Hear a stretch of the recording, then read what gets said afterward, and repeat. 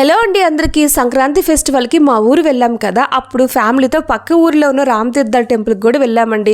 మా ఇంటి దేవుడు రామయ్య అండి.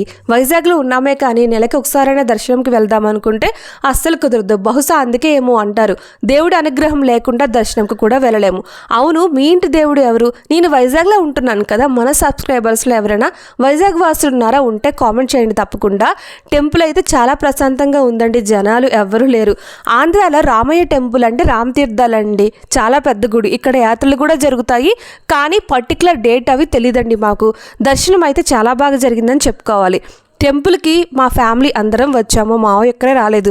మా ఫ్యామిలీ టోటల్గా 10 మెంబర్స్ ఉంటాము. దర్శనం అయ్యాక బయటికి వస్తుంటే తాబేలు భలే ఉన్నాయి చూసారా. అరటిపండు పెడదామని పిలుస్తుంటే చక్కగా మన వైపుగా వస్తున్నాయి. మీలో ఎంతమందికి రామతీర్థాలు అనే గుడి ఉందని తెలుసు? ఉంటే ఒకసారైనా దర్శనంకి వెళ్ళారా లేదా అని నాకు కామెంట్ చేసి చెప్పండి. మళ్ళీ కలుద్దాము. సబ్స్క్రైబ్ చేసుకోండి. బాయ్.